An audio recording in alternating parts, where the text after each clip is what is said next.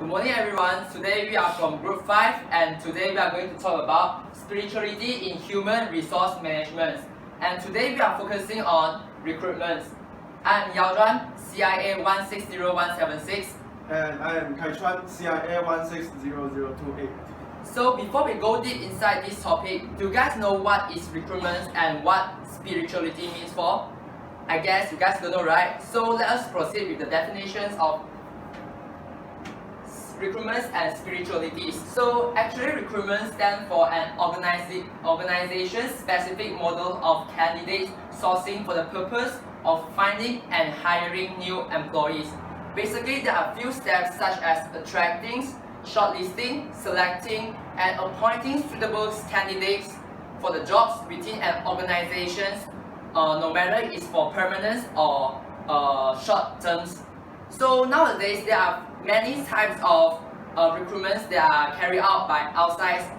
It's actually not only can be carried out by the human resource managers in the companies. They can also outsourcing for the third party to help them to recruit for the candidates that they want.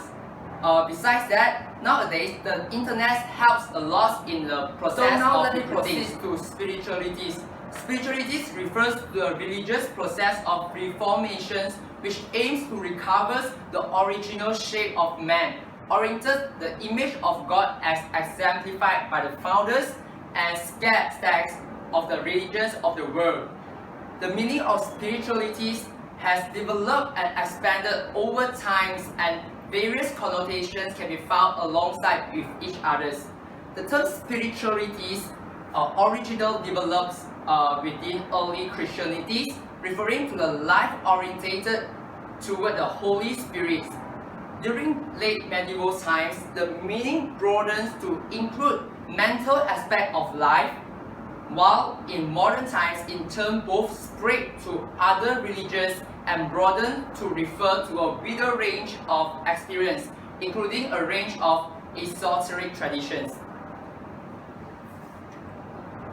So this is basically the recruitment process that we can find during in our daily life. So the first step is applications, invitation to the analytical test, online analytical test, invitations to interview.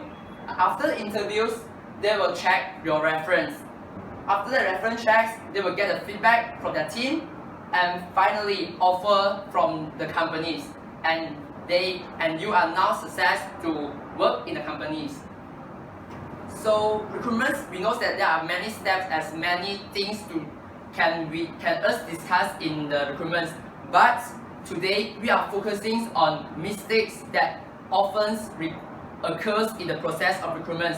We as humans, we do mistake, right? So, and of course in recruitment process, firstly, rushing the hire is a common mistake that will be found. So the hiring managers are so anxious to put a body in the vacant chairs, which they overlook the flaw in the potential candidates and end up hiring someone which is not fill the bills. Here's a quote say from Richard Branson: hiring the right persons takes time, the right questions, and a healthy dose of curiosity. What do you think is the most important factors when building your team? For us, it's personality. So he said that personality is a very important thing that we should look for in our recruitment process. We should not rush when there's a vacancy. People are not your most important assets. The right person are. This was stated by Jim Collins. So here is an examples for you guys. A companies hire candidates which are actually not that good in the rushing conditions. They just take it into the positions and they spend all of the company resource in the persons in order to make sure that the candidates new hire can perform well in the work. But after 12 months, the senior management just realized that, oh, this person is really cannot. So, but when they want us to kick the persons out from the companies, there will be some side effect, because the candidates already mix well with the employees, with others employees, with the subordinates, and the person have his or her own relationship with customer. So once we kick away the persons, then it might directly affect the circumference in the companies and also the customer relationship and also the result of the work. So how should we solve this problem, this mistake? It's called, let's see from the side of spiritualities. Actually, because we are rushing the hire, right? Persistent is the keyword that we should apply in the process of recruiting a new hires. So in Christianity, Luke 11:6 stated that if we want answer, we must seek them with earnest, diligence, and perseverance, or put another way, that we seek them with a proper attitude of humanity, sincerity, and persistence. So at here, the keyword, if we want to apply this concept into our human resource management, the recruitment process, we can say that the answer is actually the correct candidates that we are finding. So we should persist in along the journey to reach the answer which are the good candidates that's suitable for the position. So let's proceed with our Qurans. It was stated that one of the sentence is, peace on you for the patience you observe. So how excellent is the ultimate reward? So actually, the Qurans clearly teach the believers to be patient, because the patience is an important virtue that will be rewarded. No matter how hard the process is, you should be patient. So the Quran teaches patience by commanding, modeling, and instilling it in the believers through study and recitations. So this theory is the same to be applied in the recruitment process. Managers should be not rushed in making recruitments unless the candidates are suitable for the person. Time spent on hiring is time well spent. So we can conclude that from the spirituality side, religions that stated before have the same goals, which teach their believers to be persistent and be patient, no matter they are achieving what goals.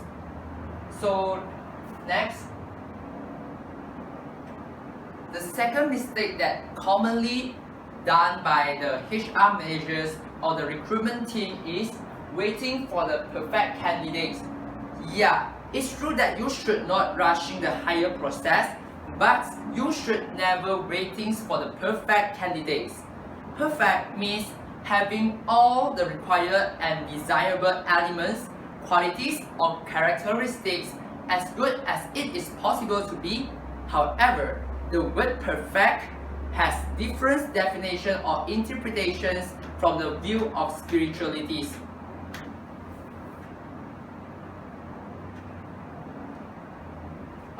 From the view of Christianity, it stated that, therefore, you shall be perfect just as your Father in heaven is perfect.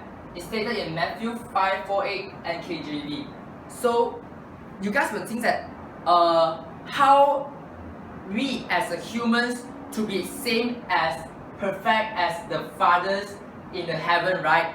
But after I go through the studies or discussions, the main things that Christianity try to tell their believer is maturities. Maturities is the perfect. Maturities is the key points to make you become perfect. So if you are matured enough, then you are perfect. So in Christianity, it stated that the Bible stated that, therefore you shall be perfect just as your Father in heaven is perfect. So Jesus is asking that his believers to be complete, that his believer imitates their heavenly fathers, that they will be ever moving and growing and doing their best to become more and more like him.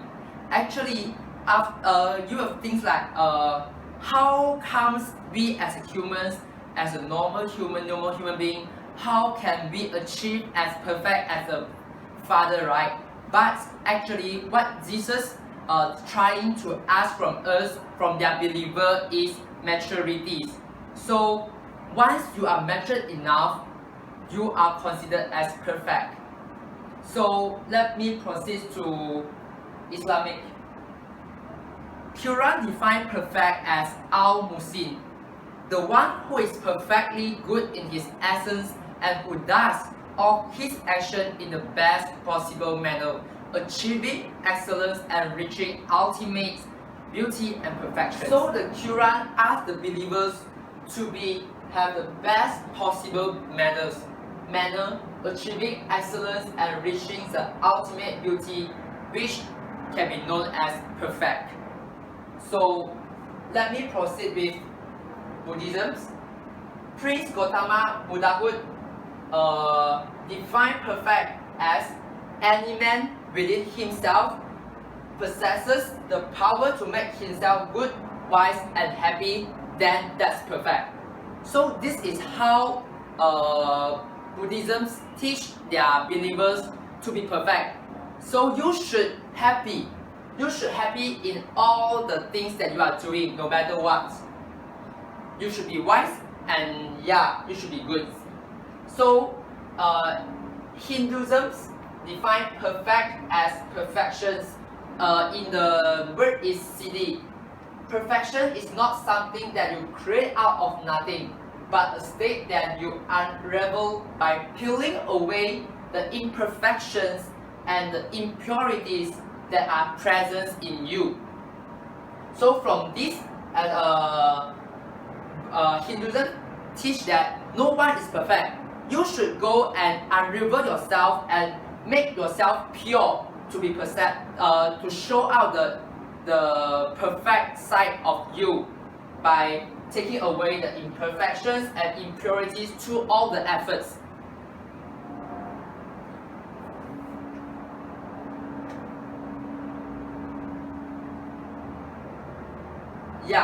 So after we know that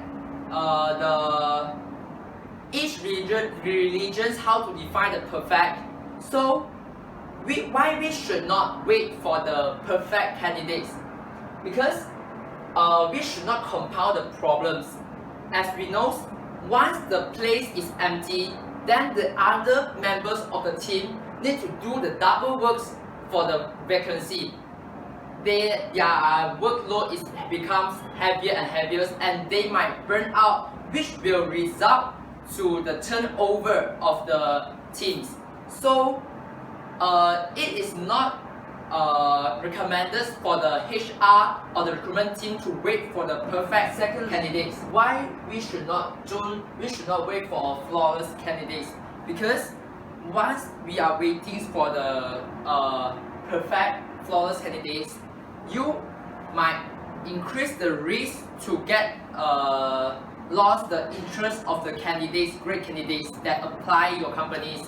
Moreover, they might spread your slow and frustrating process in their network, which might dissuade others potential candidates to apply to your companies.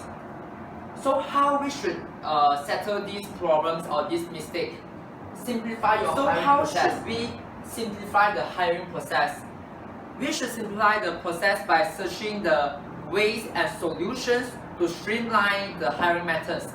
We should eliminate the unnecessary steps and commit to moving quickly when you find a suitable candidate who can be successful in the job. After that, conducting the proper due diligence in the candidate's evaluations process is important. But frankly, you won't really know that the candidate is actually suitable for the job or not. You will only know after you employ them into your companies. During the interview they are great. Once they go in, you might realize that the great workers, the great candidates might perform better than those who are performed very well in the interview.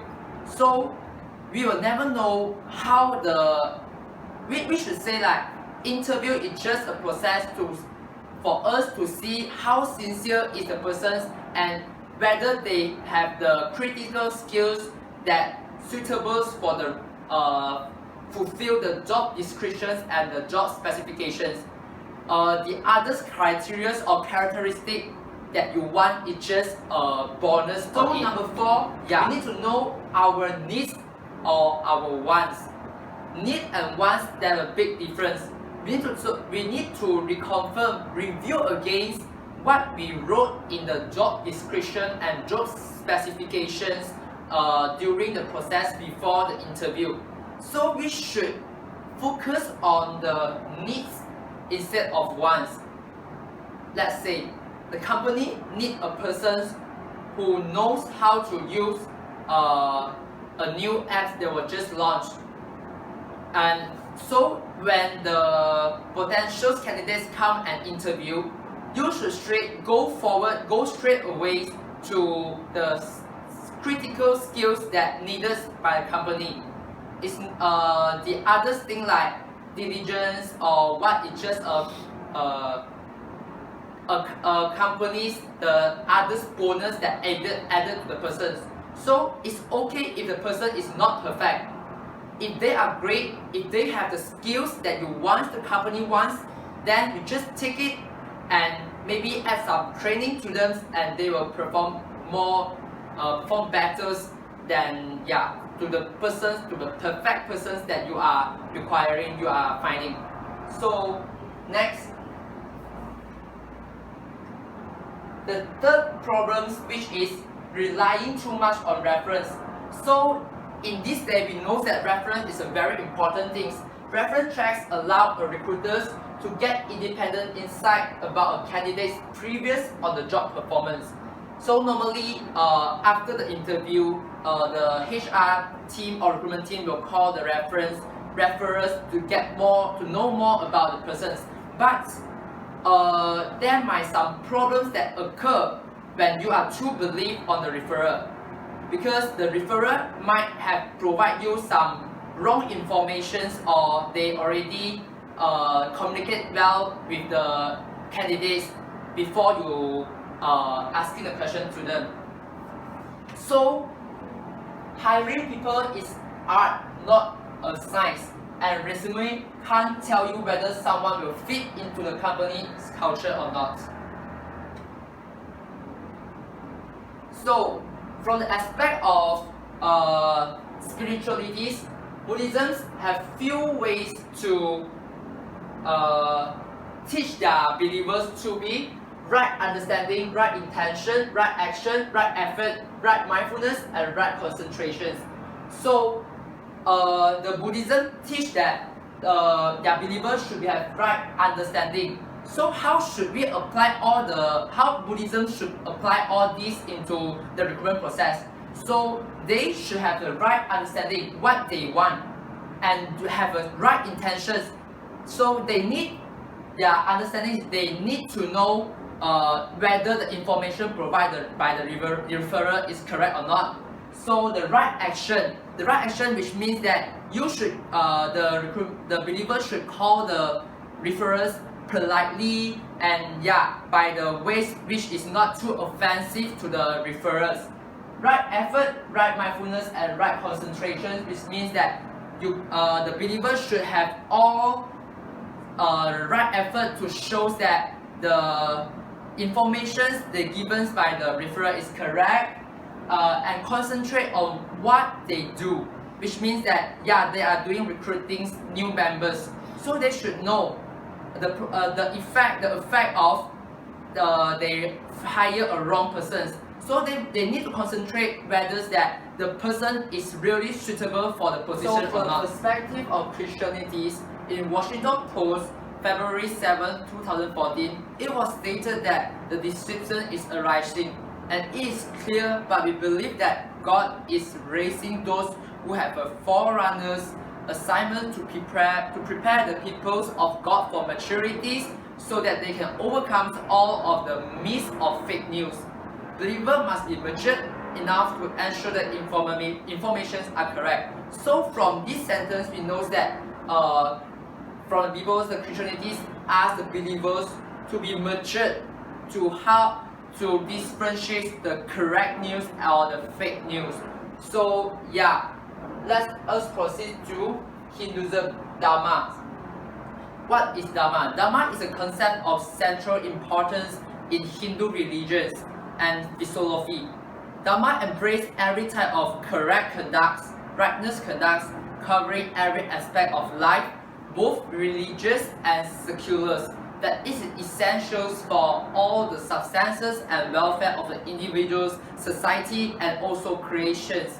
And it emphasizes that it needs to be performed one's duty with sincerity. The believer of Hinduism was taught to be sincere in doing everything. Everything include her duty.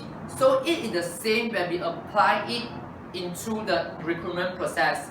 They are not only need to do their best to make sure the information given by the referrers is correct and are reliable, they also need to be sincere throughout the recruitment process.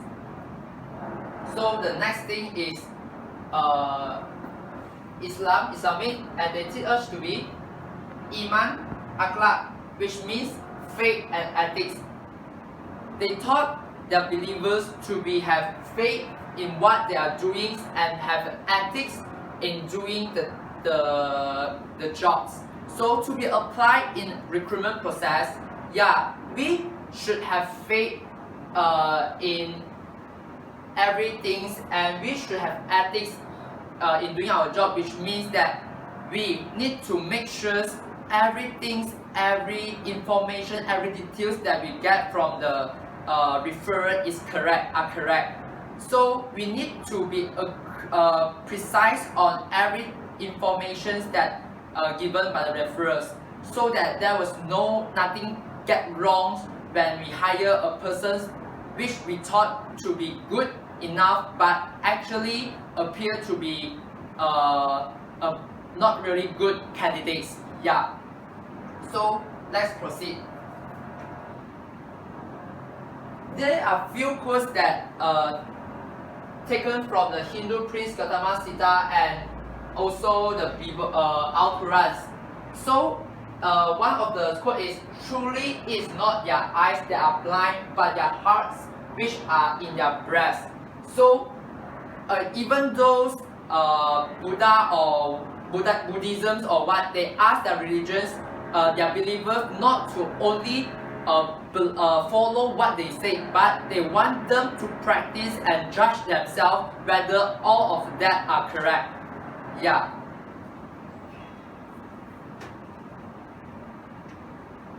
So it is the little details that are vitals. Little things make big things happen. So we should focus on every single details that might make things which seems a little effect but might become a huge impact to our company. So to make sure the reference are correct or what, we should not use the basis of gut instinct. We should not just use our sixth sense to guess that whether the information is correct or not. Second step is we should looking them up on link. So we should refer back to the referrers by Google's, by LinkedIn, their profile, whether the referrer is actually work in a company or not. Thirdly, we should make a call to the companies, to the referrals. We should try asking an open-ended questions which can get more information from the referrers about the candidates. And we should also focus on things or issues that never raised up by the referrers, which means they never talking about that. So that might be some problems or what in their aspect. So we should go deep into it. So yeah, the last is ask open-ended question. Yes, as what I explained before.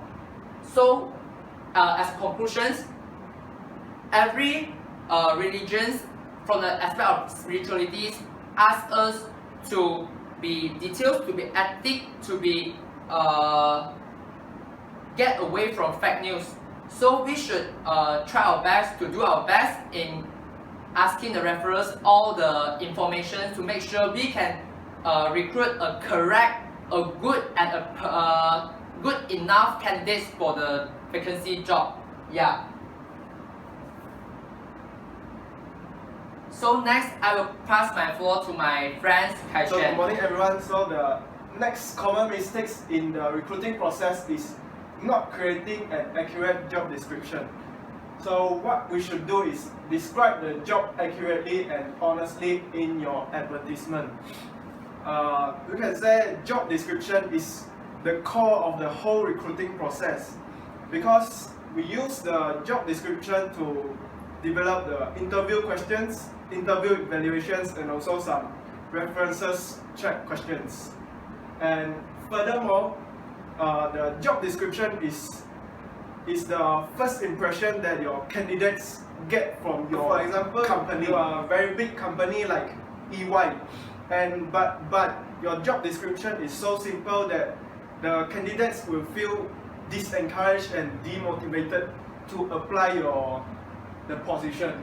So without the accurate job description, you will also cannot attract the candidates with abilities and the skills that you are looking for.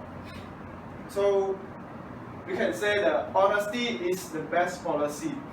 This goes same to the employees and also the employer as well. So why I say honesty is the best policy, we'll look further down. So this is the definition from the Business Dictionary. Job description is a broad, general, and written statement of a specific job based on the findings of a job analysis. So basically, the job description should consist of these 5 elements. First is general information. General information such as what is your payroll, what is your title, your supervisor, which your department, your position purpose. The position purpose should summarize your position function and in relation to managing or supporting the department activities. Next is essential functions. Essential functions means your duties and responsibilities that you are required to carry out. For example, for example, an event planner. So this individual should carry out individual tasks such as securing the venue, contracting the vendors, and also cleaning up after the event. Moving on is minimum requirement. Minimum requirement is like the basic needs, or the basic needs which you are required to fulfill. Such criteria can be you must be a degree holder, or you must come from you must have certain experience. And last is preferred qualification. So preferred qualification is like a bonus for you. For example, you are a degree holder, which means you fulfill the minimum requirement, but you are a SCCA professional papers holder, so which makes you a preferred qualification. So let's see what is the effect of the inaccurate job description. First of all,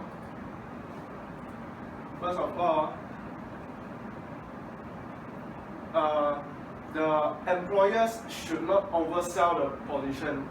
The oversell, which means you does not actually provide the services, but you mention that you provide those services in your advertisement, and this will motivate and encourage people to apply for the position. So what happened if you oversell your position is create misunderstanding for applicants to believe it offers more opportunities than it does. So of course this will makes you attract the wrong candidates towards your company. And lastly, even if you hired the person or the qualified candidates, it will after they enter your company, it will just show that your company is bluffing about all the description that mentioned in your advertisement. So the employee itself will feel demotivated and eventually turn over.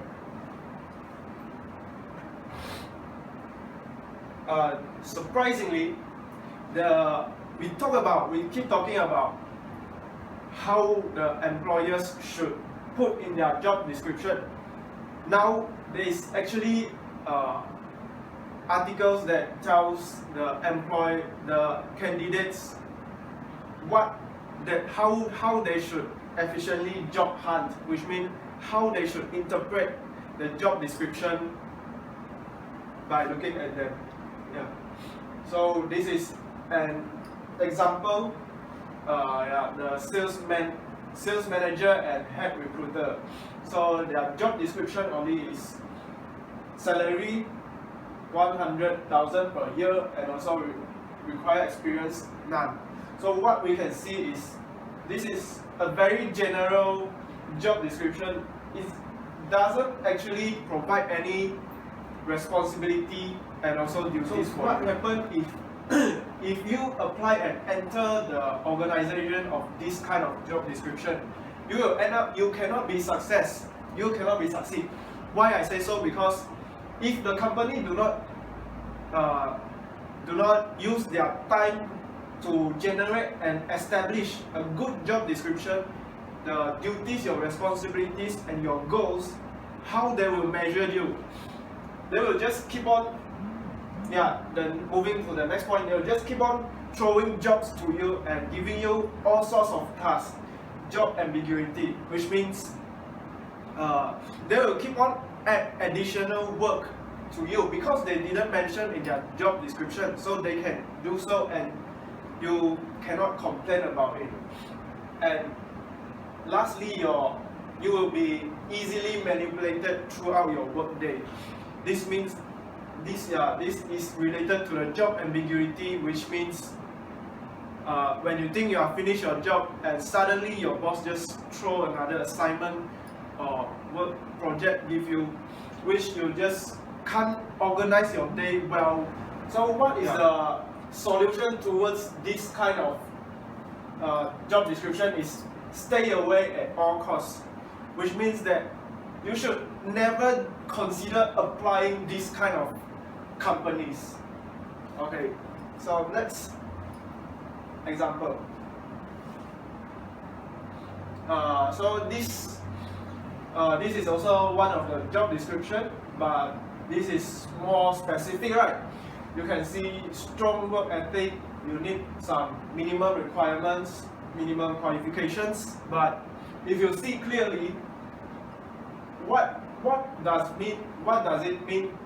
Strong work ethic and high self-motivated. How can you define strong work ethic? Which means it's like everyone can say they have very strong work ethic, they are very motivated, they are very engaged to their work, but how the company actually measure your work ethic? So this kind of job description is very subjective, which difficult or even impossible for the employers to measure your performance. Therefore, it will hunt you after you are hired. Just like the previous example, the boss will just say, well, you are just so selfly motivated, I can just keep throwing jobs and works to you and you can manage it. So this kind of job description, the solution is to be wary of applying. So before you apply to the companies with job description like this, you should do your research and to find out how the company actually measure your performance and measure your ethics and motivation. How can they evaluate? And that's only if the evaluation is made, only they can make the suitable compensation for you.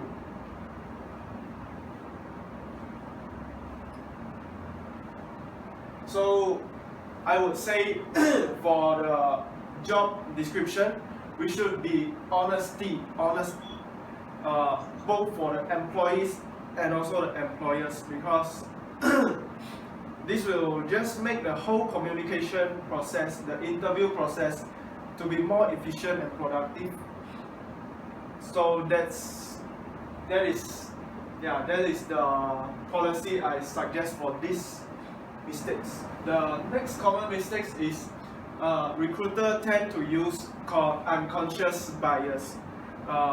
So today we live in a world that is busier and more chaotic than ever before, and our brain is wired to find the easiest path to the solution. So we tend to find a quick organizing way to solve the problem, and this unconscious bias is unavoidable and it is natural. It will occur naturally. So unconscious bias will directly impact us on how we perceive people when we first meet them. For example, we tend to assign some characteristic or criteria towards people, and we categorize them as we categorize people when we first meet them. So in recruitment, we rely on our decision-making ability, which means we must avoid the unconscious bias so that we can choose the most suitable, not the most preferable candidates. So these are some bias that commonly see. So the first one is confirmation bias. Confirmation bias is the tendency for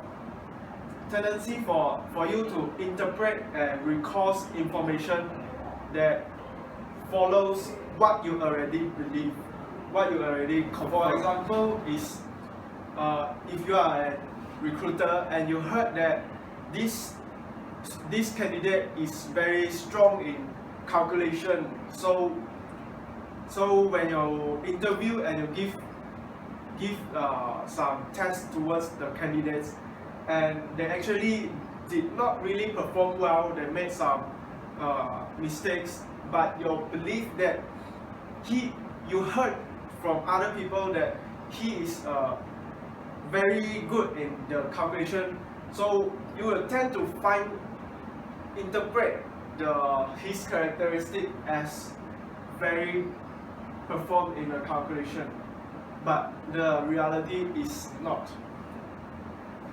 Moving on to the next bias is affinity bias. This is the preference towards the candidates who shares the same background as you. So for example, I am the recruiter. So I see a candidate is from KMJ, College Matriculasi Johor. So I will just simply ask, oh, so the Mr. blah blah blah is still there? Yeah. So this is what affinity bias is. This is something that we prefer. We like more the candidates who share the same background as ours. And last is gender bias. Gender bias obviously is some discrimination towards gender. They tend to hire the same gender. Yeah. Moving on. So what is at stake? which means what will this unconscious bias affect us? If we did not recognize this unconscious bias, we will just affected by this unconscious bias throughout our recruiting process. Therefore, we will hire, if we affected by the affinity bias, we will hire people, candidates that shares the same background as ours. So, although organizations has been reluctant to say that their recruiting process is being biased, but this diversity statistics found that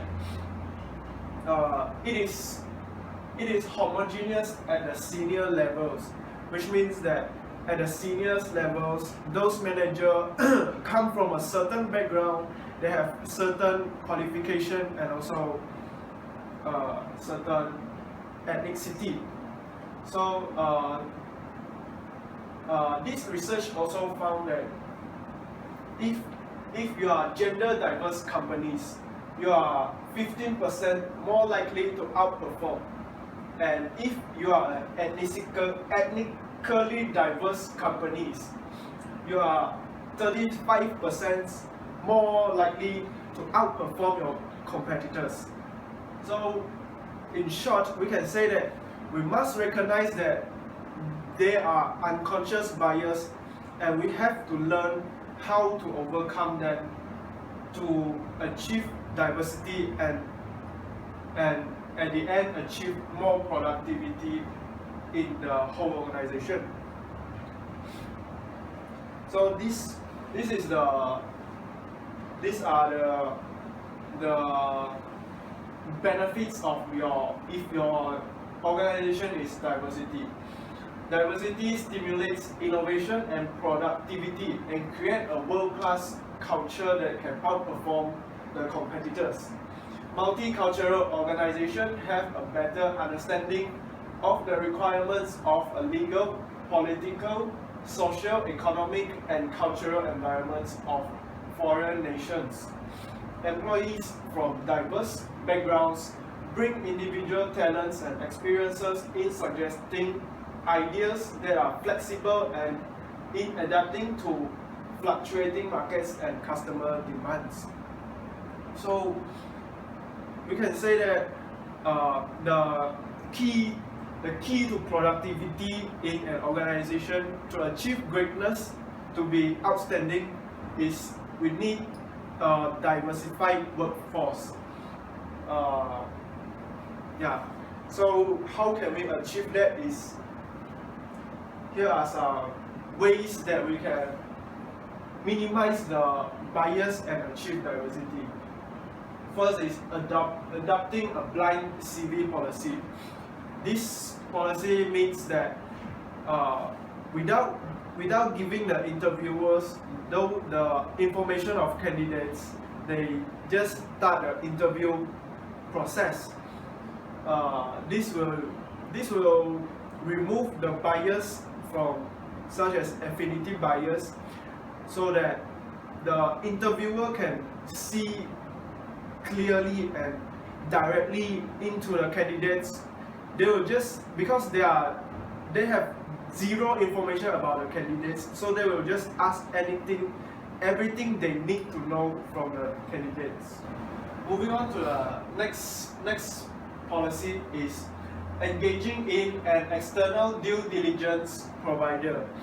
Due diligence means that investigation into an entity. So in this case is external investigation towards the candidates of which you will be interviewing.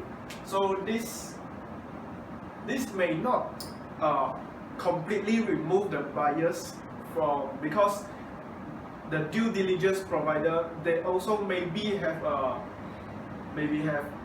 their bias, but it is an external check, which means a double check on the candidates from the references. Moving on to the last policy is formalizing a recruitment process.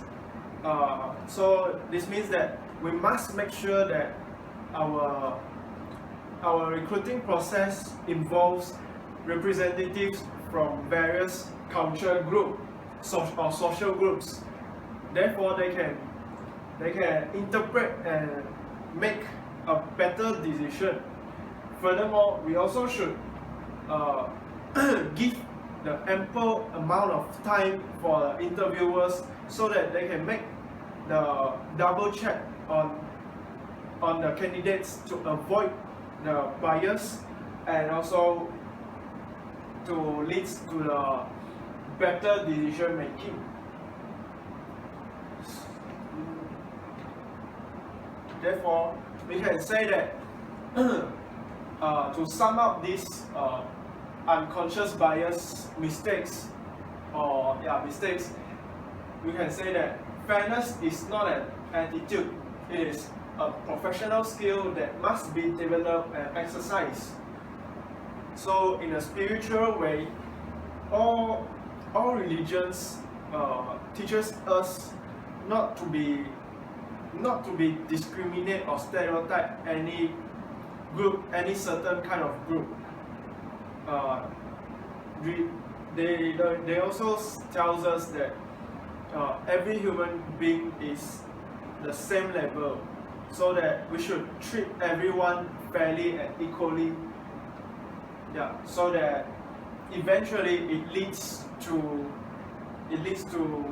more diversified workforce that everybody can communicate and engage into their work.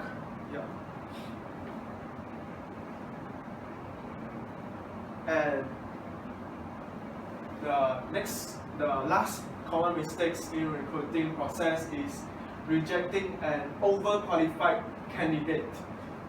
So it is tempting to reject an overqualified candidate, either because of the reason we fear that he will feel bored or he can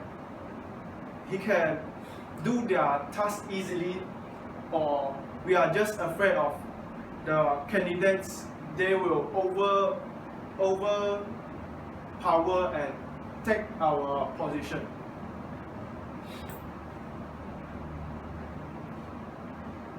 So these are the reasons why some of the interviewers will reject overqualified candidate. Because first of all, because we will think that we'll get bored and quit not long after you are hired, and if this happens, the overall company's turnover rate will increase, and this is not a good sign for the company, so they will reject the overqualified candidate. Moving on, you will be stuck in your way and hard to train, which means that you are already qualified and has extra qualification. So the company they fear that cannot provide you the training that you required for further development. Therefore, they are less likely to hire the overqualified candidate. And next is other employee will feel belittled. This means that in a group and all your other colleagues, they only have degree holder, but you are the only one that have the professional qualification, and the other employee will feel that they do not have impact towards the group.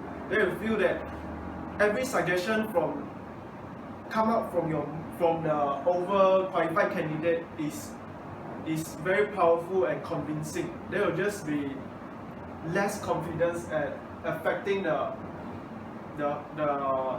communication. Lastly, is you will try to advance to higher position too soon. This is like a psychology effect on the overqualified candidates. You will think that your competence is at this level, but the work is only this level. So why should I stay on this position? Why can't I move on to the higher position and get higher pay. So all of this is the reasons why the recruiter reject the overqualified. How can we overcome the overqualified candidate problems? First of all, we can make a list of assets an overqualified candidate can bring to the workplace. This means that we list down what this candidate can provide us. For example, he can mentor the less experienced staff. He can operate new small business within the organization. So what this list does is it helps us to evaluate how these candidates can fit into the companies. The next point is tell the candidate exactly what the job entails and the expectations included. This is to prevent any possibilities of misunderstandings between the organization and the candidates.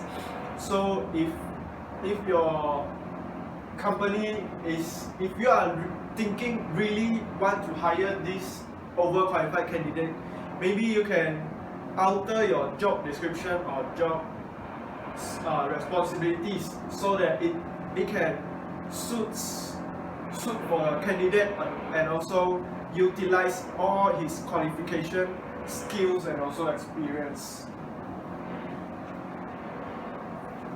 Next, we can see offer the candidate a fair rate of pay for his skills and experience.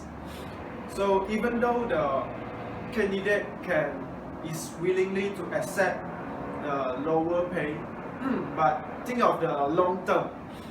The long term strategy is not good for the candidate and also your organization. So what we can do is we need to also consider what this candidate can bring to the company, and eventually these candidates will get promotion.